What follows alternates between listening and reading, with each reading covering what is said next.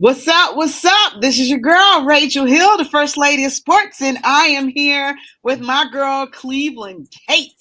And we got an exciting show for you today. There's a lot going on in the sports world right now. And Cleveland Kate, how are you doing today, baby? I'm good. I'm good. Where's our friend Willie at? I don't know where he at. Hopefully he logging on soon. He's probably getting his hair did and fixing up his fancy clothes and trying to, how them men are. They take forever to get ready to do anything. Yeah, I know. How was your weekend? I am awesome. The Cavaliers clinched a playoff berth this weekend for the first time since 25 years. we won the without championship? LeBron. Without LeBron. Without LeBron. So 1998. I'm super excited. I really am super excited. So that was really the highlight of my weekend. Yeah, so we're gonna get into the cast, but we're gonna start off with a little NCAA action that's not actually football.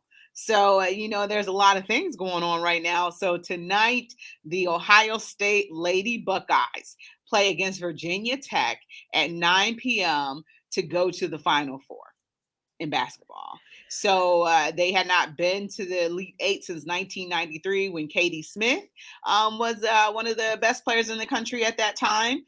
They lost to Cheryl Swoops. I want to say that might have been Texas Tech that they lost to in the national championship. But, Ohio State does not have any national championships or anything like that. But, I think that this team is primed for some upsets. They had to go through a gauntlet to get there, and they had to beat North Carolina and UConn to be able to do that. And those are, UConn is the actual standard for women's basketball. And North Carolina usually fields some good teams, and they had to go through both of those schools in their bracket in order to get to where they're at right now. So I'm super excited for these ladies. They are the number 3 seed in their bracket. They're in the Elite Eight right now. They had an amazing game against UConn. Were you able to see that game, Kate? No, I didn't get to see any of the women's basketball. I'm going to be watching from here on out, though, but trying to get the people I live with to let me put women's basketball on is it's stretching the limits of their sports patience with me because I make them watch so much other stuff. That they had to draw a line. But I'm super excited for my Lady Buckeyes. Yeah, this is exciting, and this is part of history, and hopefully, it will breed even more as a great program and will get people to watch. So, it's exciting to be able to see them there.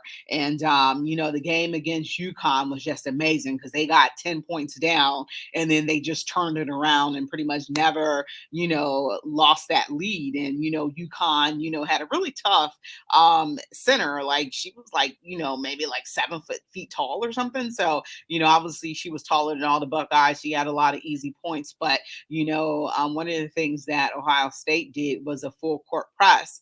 And that was very effective against UConn. It forced them into over 25 turnovers and things like that. And UConn wasn't really able to get into a rhythm or anything like that.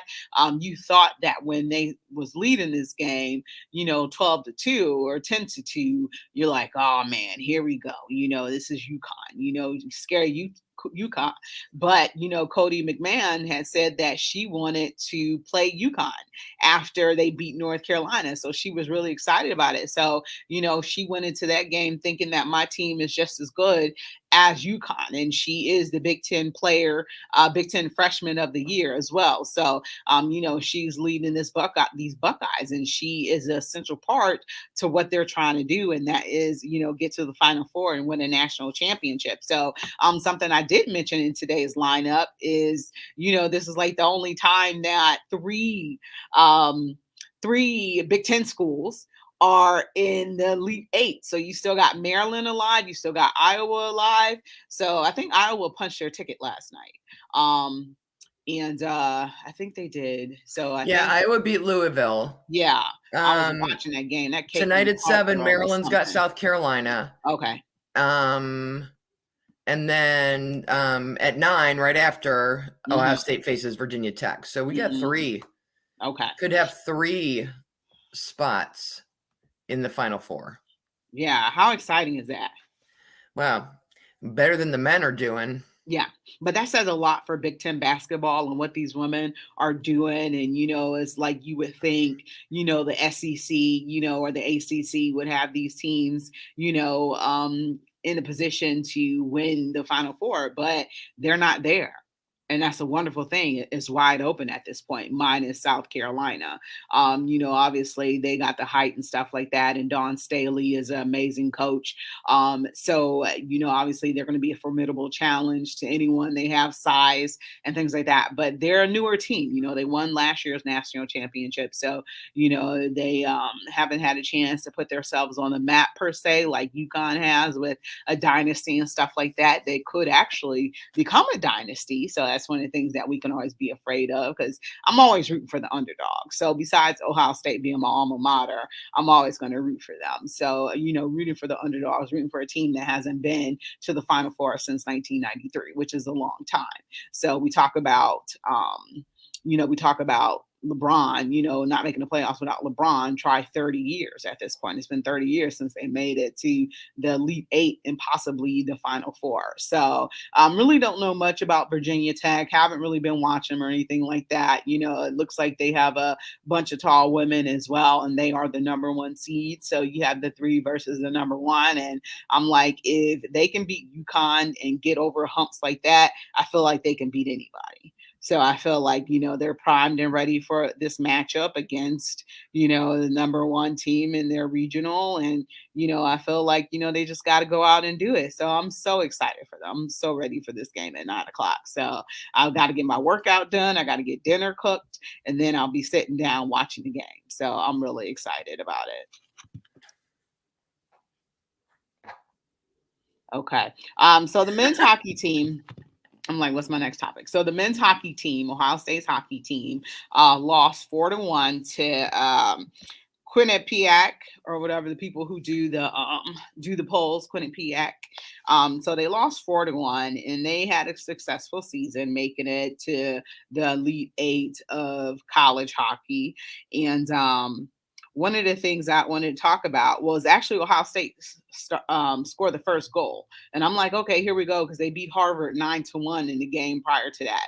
I'm like, here we go. And I'm like, why are so many people wearing yellow in the stands? Well, it turns out Quinnipiac is in Connecticut, and that's where the doggone game was at. So, obviously they had a distinct advantage of fans being there over, Ohio State having fans there. But I wanted to ask you, the face-off at the lake was very successful. So that was between Michigan and Ohio State, playing on a, outside hockey rink at First Energy Stadium.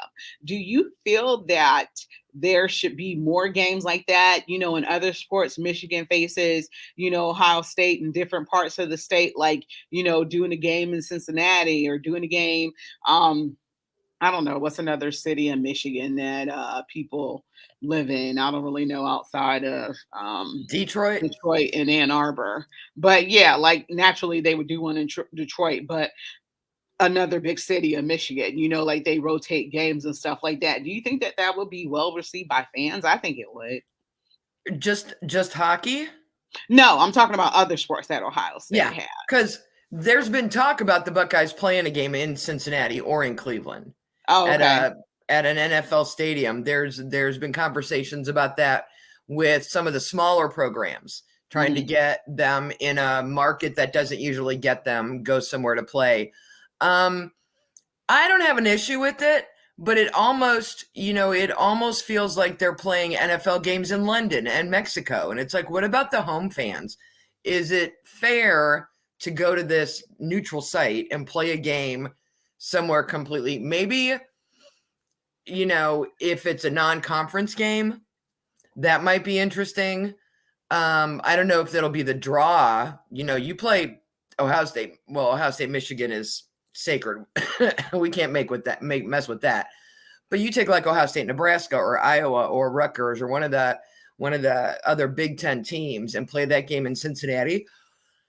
I think it would be interesting, especially if you could do it in a place where there isn't another college. So Cincinnati's very close to Nashville, and you've got Tennessee down there. If you could find an NFL stadium in a market that doesn't have like a really close college program, I think it might be a way to just, I think that would be fun for the fans.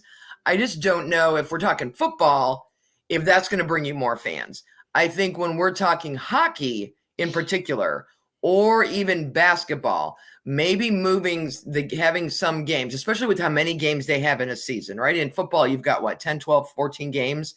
You don't have a lot of games. In hockey and basketball, you have a ton of games. You take those kind of sports and move them to another arena, a pro arena, where you can get a whole bunch of fans that can come in, you might get some new fans for that sport and for that team. Some people that aren't used to seeing it, for the novelty of seeing the Ohio State Buckeyes play hockey outside at Progressive Field or in Rocket Mortgage Fieldhouse on the ice. The basketball have a team play in Pittsburgh where the Penguins play, or you know what I mean, something like that. I think those sports could use that kind of a thing to draw more fans to them. I don't think we need to do that with football. And I don't think there's enough games to, I don't want to take away a home game from people who are paying an arm and a leg for their home games for football. You know what I mean? But I feel like with any of the other sports, like I said, they got plenty of games. Losing one wouldn't be a big deal. And the novelty of going to see hockey or basketball somewhere outside of where you normally see it might bring you a whole lot of new fans for that sport and that team.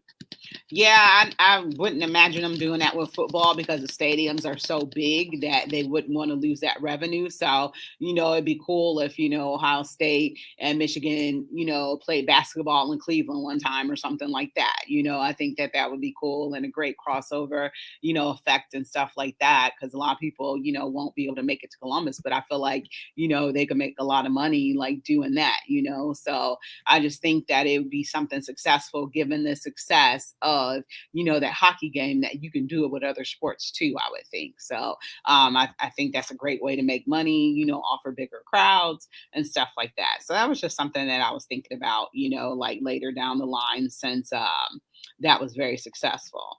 And then congratulations to Mount Union on a successful season as well. So they lost to Chris Newport. Yes, that's a school, Chris Newport, in the Division Three Men's Championship that just recently that recently happened. So congratulations to Mount Union. I know John Carroll also had a great season as well, and they lost in the playoffs. So hats off to them. Second place is nothing to be wrong with or anything like that. So I'm excited for them, and it just shows good basketball in Northeast Ohio as well. So we're going to go take a break really quickly, and then we're going to get into the men's Final Four, and then we're going to talk about some Cleveland Cavaliers. So we're going to be right back. You're listening to Her in the Huddle on WOVU 95.9 FM. We'll be right back. I'm Najee Hall, and I look forward to seeing you, and yes, you in community. I'm Lila Parker. I look forward to growing with the Central residents. My name is Tila, and I'll be around the Central neighborhood. Look forward to seeing you outside. Hi, I'm Marvetta Rutherford. You may also know me as the Crazy Lock Lady. I'm looking forward to finding out what's important to you. I'm Lakita Worley, and I look forward to re-engaging with everyone from Central Community. For the next 2 months, you can find us at community events and gathering spaces around Central in collaboration with our radio partner, WOVU 95.9 FM. And we want to know what's important to you. We want to understand what issues are important to Central residents so we can report on issues you care about. Signal Cleveland is a community-centered newsroom, and our name is a nod to Garrett Morgan, the noted Cleveland inventor and businessman. Among his many successful inventions was the 3-position traffic signal, which influenced the traffic signal we use today. Morgan also started the newspaper that eventually became the Call and Post. Now that's shown enough history, and it's our history. Najee again. Signal Cleveland is also a nod to Ohio's role in the Underground Railroad. Cleveland, known as the Station of Hope on the Railroad, was the last stop before Canada. On the freedom quotes reportedly used to mark the way, the crossroads symbol meant Cleveland, and that's how folks knew they were on the right path. Yes, indeed. Signal Cleveland is on the right path. The path of getting to know you. The crossroads symbol inspired our Cleveland Signal News logo. Look for our Crossroads logo at a community event near you. I'm Lakita. Tell us what's important to you. I'm Arvetta. I'm Tila. I'm Lila Parker. And I'm Najee Paul. Tell us what's important to you at 216-220-9398. That's 216-220-9398. We are Signal Cleveland.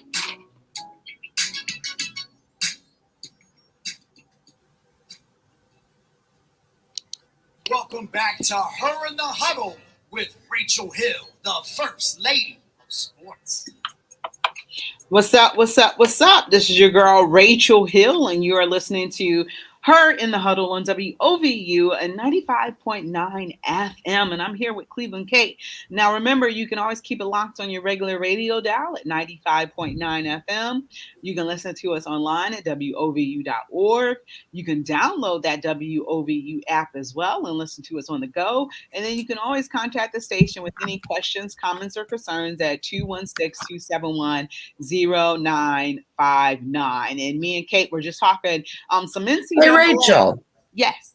What does your shirt say? It says radiate black joy. See, now this is why people should watch us on StreamYard instead of just listening, because they can't see your shirt. I hope I am radiating some black joy today. Good. So, yeah, we were just talking some NCAA and, sports outside of football. So I think it's important to recognize some other sports too. But men's Final Four. Did you do a bracket? I did, and I'm out. I got nobody in the Final Four left. I can't believe there ain't no ones and twos. Yeah, no threes either. There ain't no threes. There was at least some twos and threes in the Elite Eight. I'm looking at the Elite Eight, 5, 6, 9, 3, 5, 2. Texas was last man standing, and they lose to Miami. So, I got nobody left alive in my Final Four. So I'm out. I never do a bracket because it gets busted day one.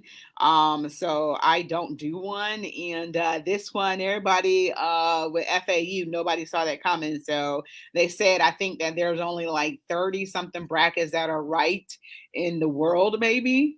So people and I don't even know how. I don't know how anyone had the Florida Atlantic University Owls making the final. I don't care that you were a 9 seed. The people they had to get through to get there, it's insane. San Diego State doesn't surprise me. UConn doesn't surprise me. I was more surprised that the Ohio State women beat UConn because I felt like this year might end up being a UConn championship between the men's and the women's. Mm-hmm. So UConn doesn't surprise. Miami's a little surprising. Mm-hmm. But I had Purdue coming out of there. I thought they were a lot better than they played this year. So having Florida Atlantic get as far as they've gotten is insane. I don't know how any of these brackets are right unless they had some kind of rant. You can pick a bracket yourself and go through each game and do it. You can hit a button to randomize it. There are a bunch of different. Somebody randomized the heck out of it, or these belong to people who went to FAU and they just pick their home teams. Like I pick all Big Ten teams, and it's homer brackets because ain't nobody picking FAU to make the Final Four, let alone the championship. Yeah, I mean, you never know at this point because, I'm thinking is wide open at this point. Yeah. You got Miami. Hey, Willie. We got a 5 and 9 and then a 5 and a 4. So yeah, so University of Miami making it in their women's program. Are they still left? Are the women still left? No. Okay. Do you remember who they lost to? I do. Hold on. Now I have to look it up. Talk to Willie while I go look it up. Yeah, Willie. I talked earlier in the show. We talked about Ohio State's women making it to the Elite Eight, and they haven't been there since 1993, so 30 years ago. I lied. They lost last night to LSU. Oh, they did? Okay, I was. Which I bet felt an awful lot like a football game. Yeah. LSU over Miami. So But yeah, Willie, they lost pretty bad to LSU last night. So Willie, you can't hear me? Willie, you got hearing issues? Hello, Willie. Yeah, I don't know what the problem is. Because It's you on can hear his me side. It fine, ain't on right? your side. I heard him for Okay. a second. He said he's going to leave and come back in. Okay. So yeah, I like it when the men's and women's championships kind of parallel each other, because that tells me that the school focuses on basketball, that basketball is important. It's not just the men's program does their own thing and the women's program does that. Basketball in general at UConn, at Miami, those are basketball schools, right? Because the men and the women are both good. So the UConn women are out, the UConn or the Miami women are out. They made it, to the 8. Now we'll see if the men can get past the 4. One of them will, right? Because they're going head to head. So one of them is going to move forward. I don't know who I got with San Diego State and FAU. I didn't think Florida Atlantic would be there. So, I was like, I was going to do a bracket one year where I picked which mascot was fiercer. I'm going to go with San Diego State because I'm pretty sure an Aztec can beat up an owl. But then again, owls are mean critters. So have you seen how long their legs really are in real life? Yes. Oh They're my all God. fluffy, so you can't tell. Yeah, exactly. But owls have long legs, which I never realized until I saw a picture. And I'm like, oh my God, that's an owl. Yeah, but they're not good eating. They're scrawny and. You've had an owl before? Unless you like chicken feet. Now, if y'all like chicken feet, cooking with them, you want to get you some owl feet because they're even longer and they're good soup stock. Have you had an owl before? Never. I am just talking out the side of my face to fill time while Willie's trying to figure out how to get back in here.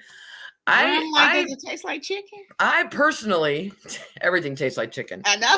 I personally, as many people as are complaining about what's going on in the Final Four and with the men's bracket and with these teams, with all the 1s, 2s, 3s being gone, I love this because I think it's exactly what the NCAA tournament needs. They try to tell you every year that it's one and done. It's anybody's tournament. It doesn't matter what happens all year long. What matters is when you play in the tournament. And look at what we got now. We got 5-9, 5-4. I mean, this makes it more fun for me. These are teams I have not watched all year. They're not big name teams. I have not watched them all year. I've been watching them the last few days. I'm going to watch them now the next couple. But I think it's good for the tournament when they have something like this happens, because I have been arguing for years that the seeding is ridiculous and that it isn't right. And this is another example of the seeding shenanigans, that nobody knows who's going to do what in these brackets. And when they do the selection, they pick these teams, and you got a number 9 that could be going to the championship. So hats off to all of them. But I think it's good for the tournament when this kind of a year happens and everything's just flipped upside down. Well, I'm sad that San Diego and Florida Atlantic have to play each other. I would love to see them in a national championship game playing each other. That would be so awesome. But unfortunately, I don't, I'm sad that the brackets ended like that. And I definitely don't want UConn to win. They've already had some championships.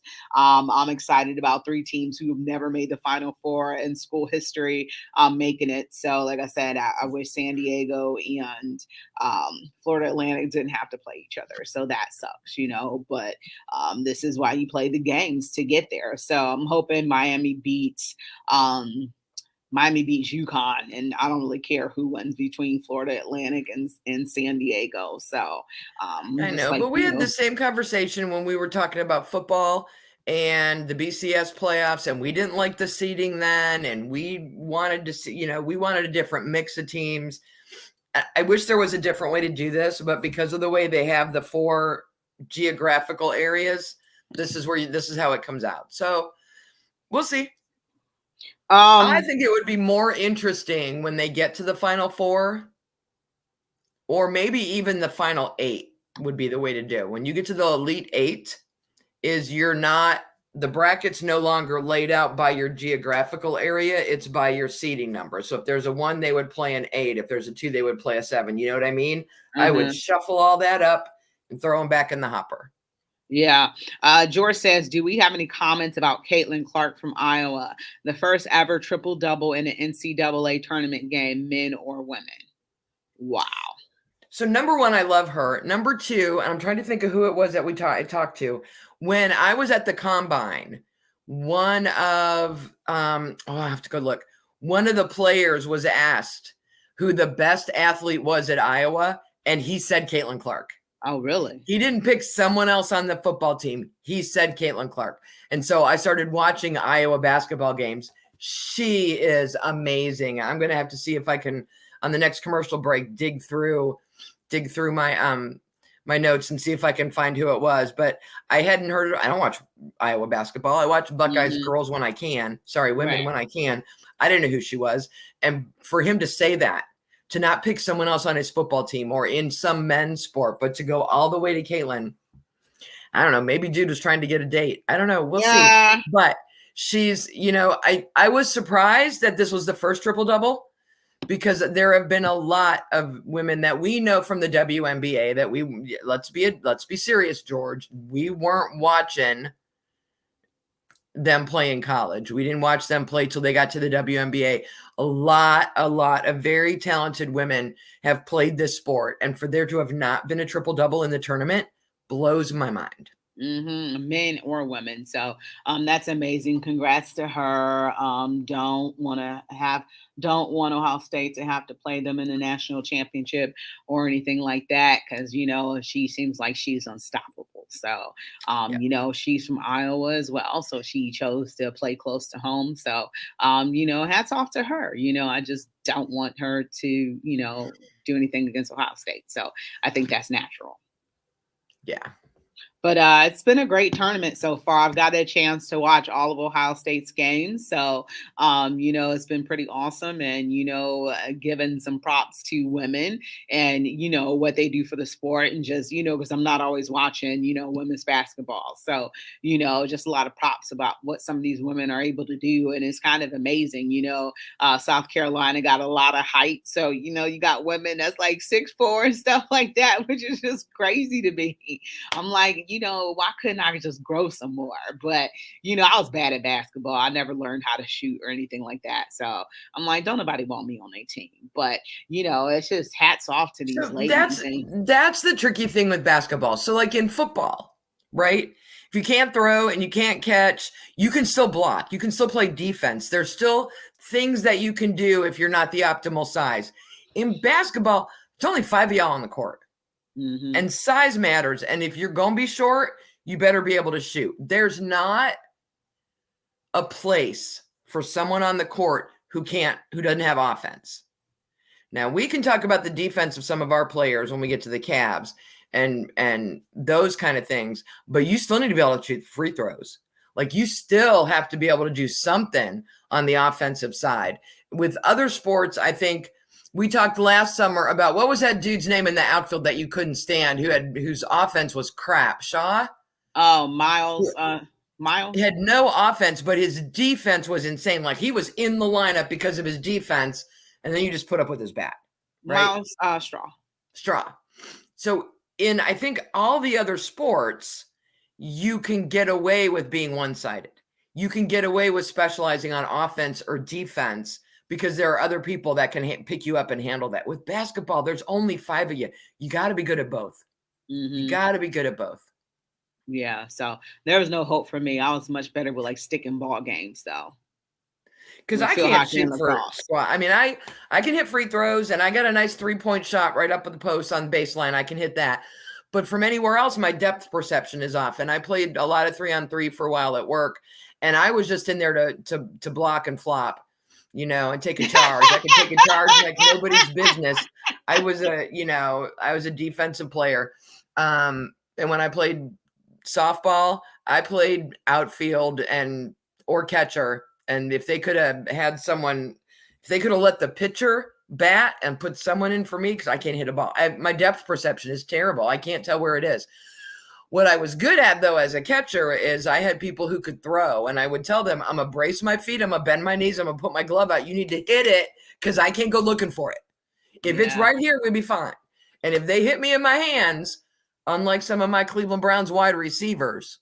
If they hit me in my hand, I had it. But if I had to move at all, no. Which is why I was in the band, because you don't need depth perception to be in the band. What instrument did you play? I played flute and piccolo during concert season, and then we marched brass. So I played trumpet, trombone, and a little baritone for marching season.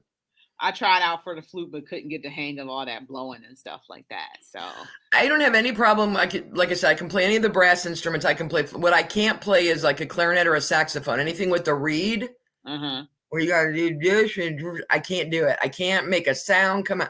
Maybe I should have started that in 5th grade instead of the flute, and maybe because of all the instruments I do play, I can't do whatever it is you're supposed to. I don't know how.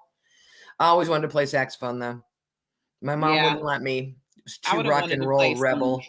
Oh, really? I would have wanted to play like drums or something like that. She got mad when I learned to play trumpet, but the high school marching band only marched brass. I couldn't march with a flute. She was livid that I had to learn to play something else so I could march in the marching band, because flutes are ladylike, and I was playing in the concert band. Now, I was good. I played in a youth orchestra in Oberlin, and I played at church for years after I graduated from high school. I miss music. I miss that. Oh, really? But that's why I learned to play my bass guitar. Oh, cool. That's awesome. So before we go to break, I didn't realize that like Ann Arbor was the second biggest city in Michigan, and because I thought it was going to be something like Kalamazoo. So yeah, there's no other really big city that they can move the games around to. So just food for thought. So we're going to go ahead and take a break. You've been listening to Her in the Huddle on WOVU 95.9 FM. We'll be right back.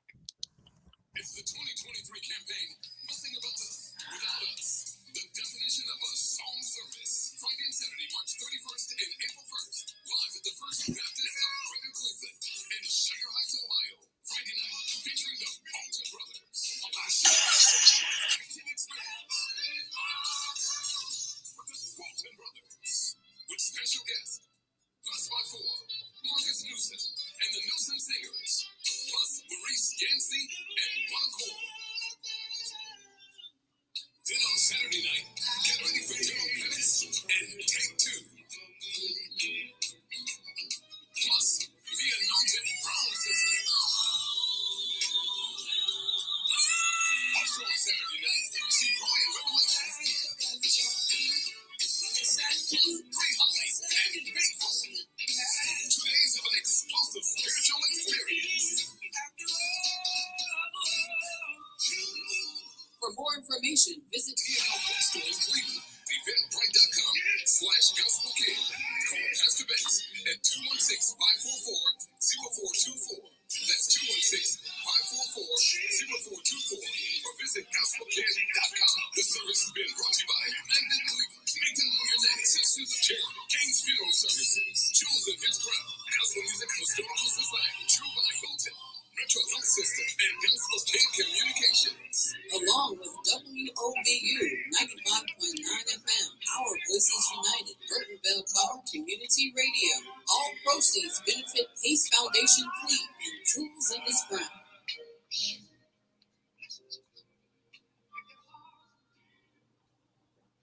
Yo, listen up. So many of our daily activities are now made easier by using the computer and internet.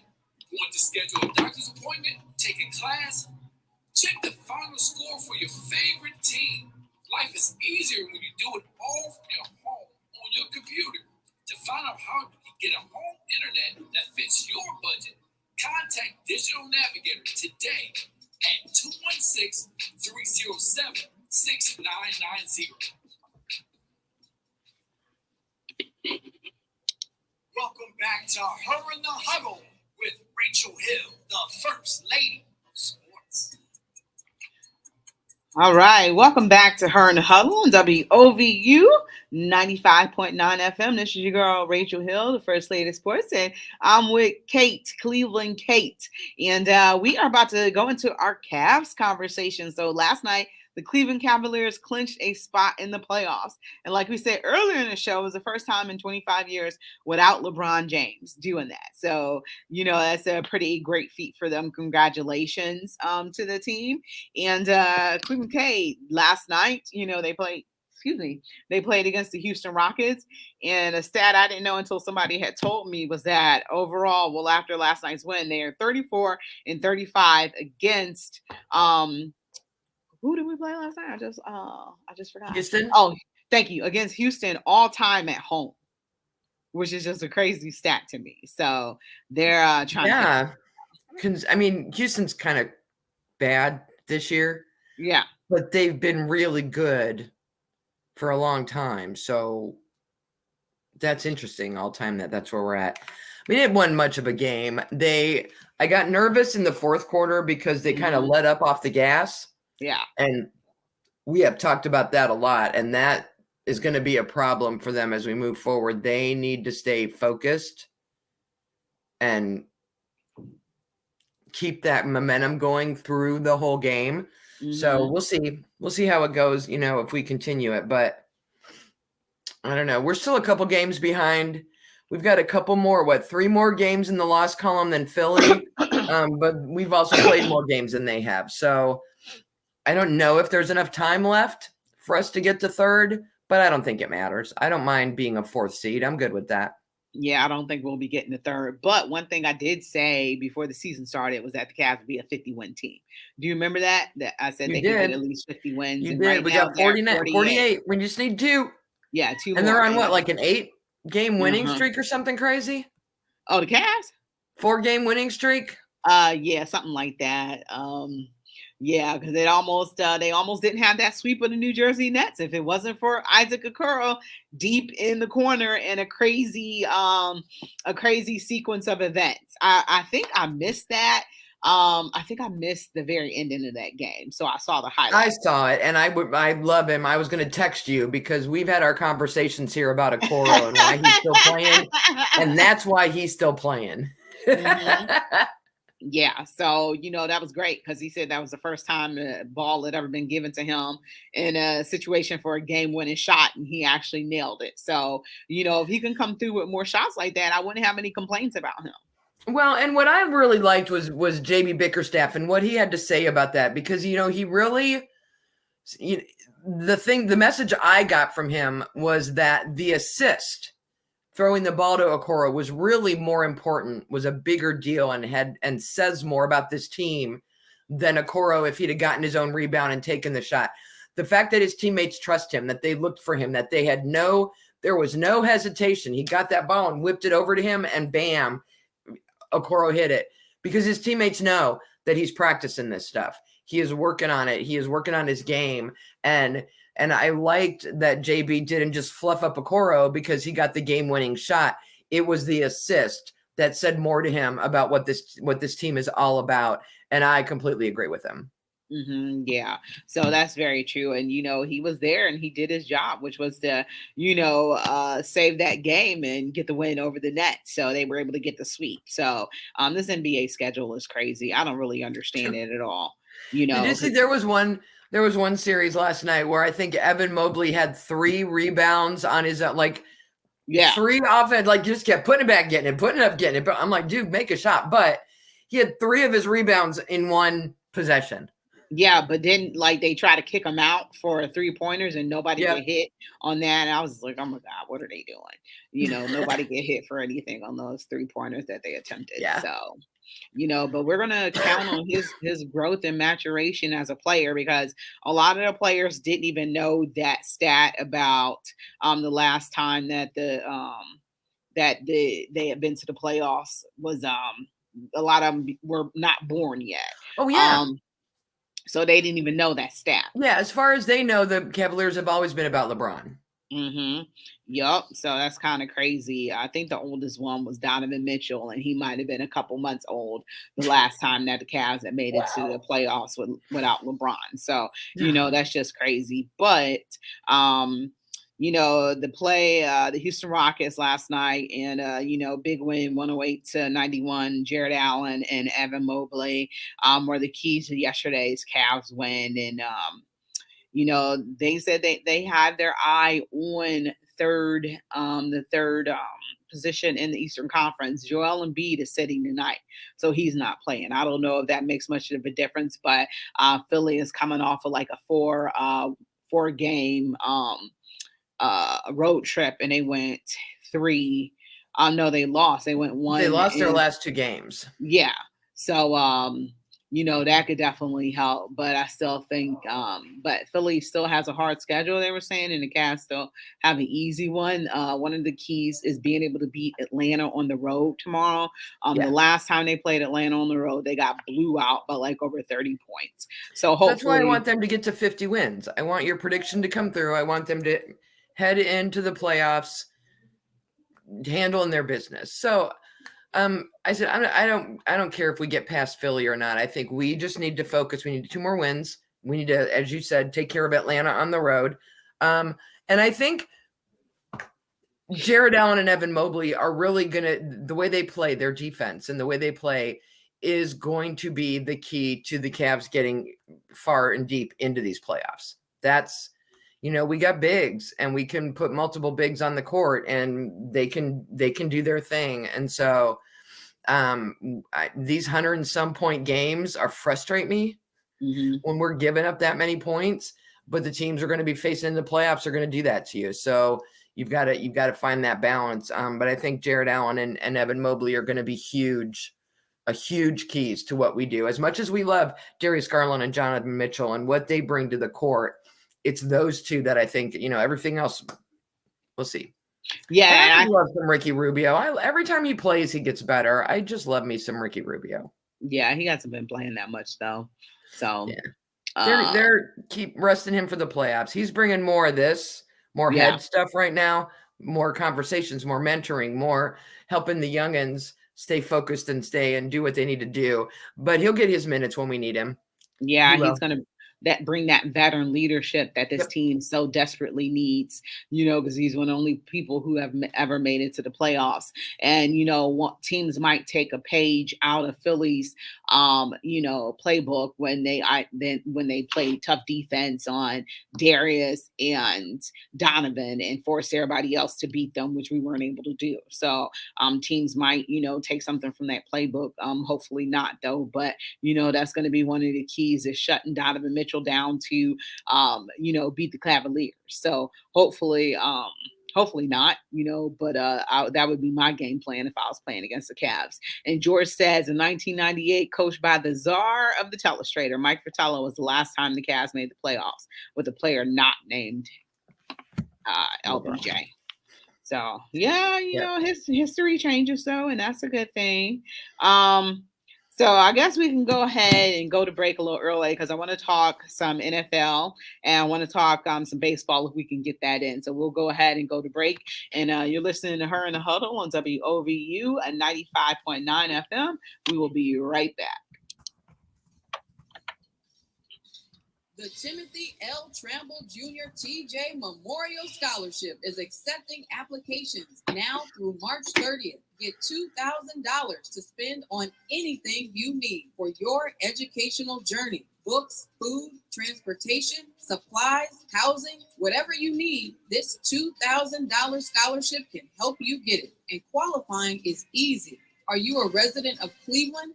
Are you a recent high school grad or current college student with a 2.2 GPA or higher? Are you currently attending or plan to attend Tri-C, Cleveland State University, Central State University, or any other HBCU? Plus, you have a verified financial need and you're active in your community? What are you waiting for?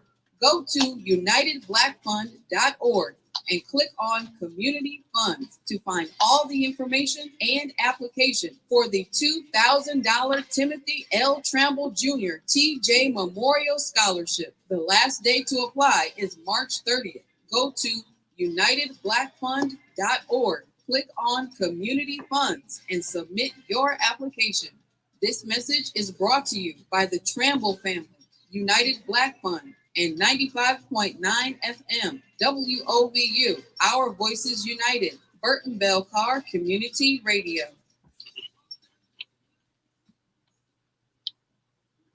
It seems like all the important things we need are more expensive today. Food, gas, utilities, internet, all around us, prices just keep climbing. But now, getting connected to the internet doesn't have to be frustrating or expensive. When you call the Digital Navigators at 216-307-6990, they'll connect you to the plans and devices that fit your budget, as well as free training and support. Call Digital Navigators today at 216-307-6990. Thank you for listening to WOVU 95.9 FM of Burtonville Park Community Radio. Welcome back to Her in the Huddle with Rachel Hill, the First Lady of Sports. Welcome back. You're listening to Her in the Huddle on WOVU, a 95.9 FM. This is your girl, Rachel Hill, the First Lady of Sports, and I am here with Cleveland Kate, and we're going to talk a little bit football. If we can get some baseball in, we're going to get that in, but if not, we're going to save that for tomorrow. So the Cleveland Browns did some signings. So that's a great thing that Andrew Berry is trying to shore up some of the positions in which there is a great need for them. So Andrew Berry has been trying to fill those positions and put this team in a position to possibly get to the playoffs. So Cleveland Kate, how do you feel about the job that Andrew Berry has done during this offseason? Yeah, on paper they look good. We'll see how they look on the field. Yeah, it's always on paper. That's the thing I'm scared about. They don't ever, in my opinion, and I don't like to say they don't ever, but when was the last time the Browns lived up to the potential of what they had on paper? 1980s? Something always happens. There's some problem. There's some issue. I think he's done a good job with what he needed and what, how much money he's got to spend and all that kind of stuff. I just don't know if that'll translate into wins or not. I don't know if anything he's done is going to improve Deshaun Watson's accuracy. I don't know if anything he's done is going to keep my offensive line healthy, if he's got me enough depth. So we'll see. We'll see. I am, as always, cautiously optimistic, but I ain't picking him to win the division, and I don't know that we'll go 500 this year. So let's talk baseball. That's it? You don't want to talk about none of the additions? We can talk about whatever you want to talk about. Well, each week we I like the guard. They signed Wes Martin. Yeah. Right? Marquise Goodwin, I got some salt with, just because I've had him on my fantasy football teams in years past, and he has let me down in years past. So I don't know. We'll see. If any of these receivers, I don't care who it is, DPJ, whoever, if any of these receivers can build some kind of a rapport with Deshaun, some kind of a chemistry, get them working out with him now, get them hanging out at his house, throwing balls in the backyard now, let them get on the same page, because what we did not have last year was chemistry with anybody. And I get that it was new and we were all learning each other, but the only way you're going to do that is repetition. And he needs to have at least one receiver that he can count on. It felt at times like it was Amari Cooper, but I don't know. I think Amari was really more connected to Jacoby Brissett, and Jacoby and Deshaun had very different styles of playing football. He needs a whoopee. He needs a security blanket. He needs his Jamar Chase. He needs a player that he knows will run his route, will get separation, and most importantly, will catch the ball if it's thrown into his hands. So I don't know who's going to step up and be that person for Deshaun, and who's going to get that chemistry and that vibe with him that he's going to be able to use as his go-to. But I'm going to keep my fingers crossed it's somebody they signed. What do you think about the comment somebody has said to me? Well, not me, but somebody had posted on Facebook that Marquise Goodwin was the Anthony Schwartz. He just was older. But he can catch. Schwartz is super fast, and he can't catch. Yeah. I mean, he had his opportunities, and I wanted the May the Schwartz be with you to be a thing, and I wanted shirts and the whole gear, all of it. Dude couldn't catch football. So, well, we all know that the most important ability in football is availability. Second one is being able to catch a football. Mm-hmm. Yeah. I was just about to ask you, does he make the roster next season because he's pick of this regime, or is he cut? Anthony Schwartz? Yeah. If he don't catch a whole lot of balls in preseason, he gone. They said he dropped them in practice. Yeah, he was dropping in practice. Ain't nobody got time for a wide receiver who can't catch. When you hit him in his hands on the numbers and he can't catch the ball. No, this ain't the replacement. You ain't Curtis Franklin or you ain't Clifford Franklin. We're not putting that sticky stuff all over your hands. So if the ball comes anywhere near you, it comes. No. I ain't seen the replacements. Is that the one with Keanu? It is. I haven't with seen Shane Falco, the best fake quarterback name of all time. Clifford Franklin knows things even Clifford Franklin doesn't know about. He was the wide receiver that couldn't catch. They had to stick them all over his hands. Ain't got time for a receiver who can't catch. This ain't a charity. I am not running a charitable organization here. I have hopes and dreams. I'm gonna be 57 this year. I ain't getting any younger. And I would like to go to a playoff game, like an AFC championship game. I don't even dream of the Super Bowl anymore, Rachel. I want to go to an AFC championship involving the Browns. Mm-hmm. Yeah. The last two they were in, I was pregnant and couldn't go. Oh. I wouldn't have gone to Denver anyway. Can't stand Denver. But it's been 30 some years, girl. 35? Yeah, 33. It's been a long time. I was a little long girl. time. I remember been a long, lonely time, to quote the song. I would like an AFC championship game. What do you think about Elijah Moore? He's all right. Again, all of the people that they've picked up, Wes Martin, the guard, just Elijah Moore, the receiver, all of these moves that Barry has made on paper look very good. Let's see how they play here. Let's see how they play in our weather. Let's see how they work with Deshaun. Let's see how they get along in the locker room. Because apparently we've had locker room issues. Which thankfully they kept quiet. That shows a culture change. But until I get these guys in the locker room and figure out how they're going to mesh and gel with everybody else. You know, we talked earlier about basketball, right? And how there's only 5 people on the court. And you got to be able to play both offense and defense. There are not enough people to cover for what you're doing. You can hide a multitude of sins in football. In that locker room, among the 22, you can cover up for a lot of people's shortcomings. The trick is trying to bring those shortcomings to life in OTAs and in practice, getting ready for the season, to figure out either how to fix them or how to move them along to their next job. I am more interested in where Lamar Jackson is going to end up. I am more interested in what's going on with other teams because I have been wrong for my whole entire life about what the Browns are going to do when I try to look at how their offseason went and correlate that to how their regular season is going to go. I give up. I can do it for the other 31 teams. I'm spot on. I got this blind spot with my Browns. I'd like to see Lamar in Minnesota. Kirk Cousins is not. He ain't the thing. Lamar looked good in purple. I'm going to send him to Minnesota. Well, I don't know where he's going to end up. I don't know what's going on. They're doing him dirty there. You and I have talked about it. We know they're doing him dirty in Baltimore. Yeah. Speaking of Lamar, he asked for a trade today. I love that he had to come out and say, I would like a trade, because we all knew he wanted to trade. When they franchise tagged him and was non-exclusive, right? Which means they're open to listening to trade offers. For him to have to come out and say it out loud, I don't know what that means.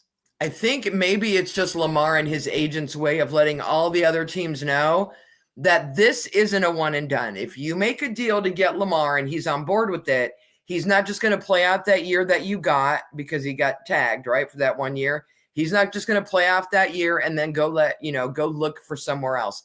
He is looking for his next home. So if you trade for Lamar now and he agrees to it, he is going to make that commitment to your team for the future. And there are a lot of teams who could do a lot worse than getting their hands on Lamar Jackson, especially right now, looking at the way money is about to skyrocket. You got Joe Burrow, you got Trevor Lawrence, you got Trey Lance, you got Justin Herbert, you got Philly.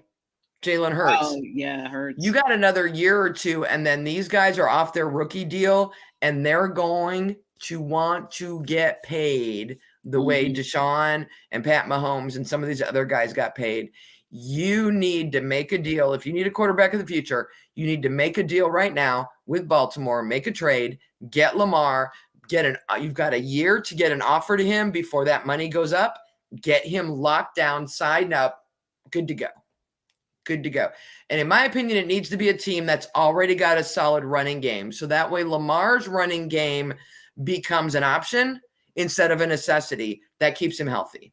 You have a much better chance of long-term health with Lamar if his running is still an option, as opposed to he has to carry the running back load, the rushing load for your team. So I'm looking at some of these teams who really need a quarterback, but do have a solid run game. It'll be interesting to see where he goes. Could you ever imagine him as a pocket passer, though? No, but I don't know that there are that many true pocket passers. I think the speed and agility with which you see on the defensive edge rushers is such that you need to be able to roll out. You need to RPO. You need to be able to roll out. You need to be able to step into that pocket. And if it's not there, you need to be able to roll out and go. I could see him being a pocket passer if they have better blocking on the offensive line and better receivers. If they're running those 7-10 yard routes where he can step up and boom, get rid of that ball in under 3 seconds, I'd put it at like under 2 to be safe. If you're going to be a pocket passer, you got to get rid of that ball in 2 because that rush is coming at you too fast. Too fast. Defenses now versus 10 years ago, the amount of time these guys have in the pocket before it collapses, part of that's the offensive line holding that pocket for you. And part of it is just defensive. When I was at the combine, it was one of the things I noticed from a physical standpoint, standing next to these guys, was how much leaner and meaner the defensive guys have gotten. The edges, the ends, just all of them have gotten, they're getting smaller. The offensive linemen are getting bigger and the defensive linemen are getting smaller, and they're quicker and they're more athletic than ever. And that's going to make it very difficult for anyone to be a pocket passer if they can't get rid of that ball in 2 seconds. Because I'm just thinking that that's part of his game is running that football. So, even if they do have a good running back, I'm thinking he's still going to run. He's still going to run, but it becomes an option. It's not something a defense can say, well, we got to key on Lamar and stop him from running. Good, you do that because he's going to hand it off to his running back, and running back's going to be gone because you're all up in Lamar's business, right? So it needs to be versatile. But he has worked on his passing game. His passing game now versus what it was in Louisville, 200 times better. And I think he's still got room to go on his passing game, depending on the personnel around him and the weapons that he has. I think he can be a very efficient passer. It's the threat of the run that makes him dangerous, but he's got to be able to pass the ball to back the defense up so that either he or their running back can run the ball. So his passing will be okay. I don't want him here, but I think there's a place for him. Definitely should be teams lined up to try to get a hold of him right now. George says Lamar is his own agent, but the drawback of making an offer from the other 31 teams in Baltimore not matching is 2 first-round draft picks. Yeah, that's not going to happen. I don't know. All right, so before we go, I Googled big cities in Michigan. Yeah. Because I thought there have to be other big cities. The biggest city in Michigan, as we know, is Detroit, population 632,000. Yeah. The next closest one is Grand Rapids at under 200,000. It's 1/3 the size of Detroit. I did not realize Detroit was that much bigger than everything else in the state. Neither did I, because I was trying to think of some cities and I couldn't think of, because I was like, where would they hold that at, other places. And, Lansing, is, I guess, because of the colleges and stuff like that, but there are really no big cities in Michigan. So it is what it is. But Cleveland K, that's our time. So I want to thank you so much for listening to Her in the Huddle.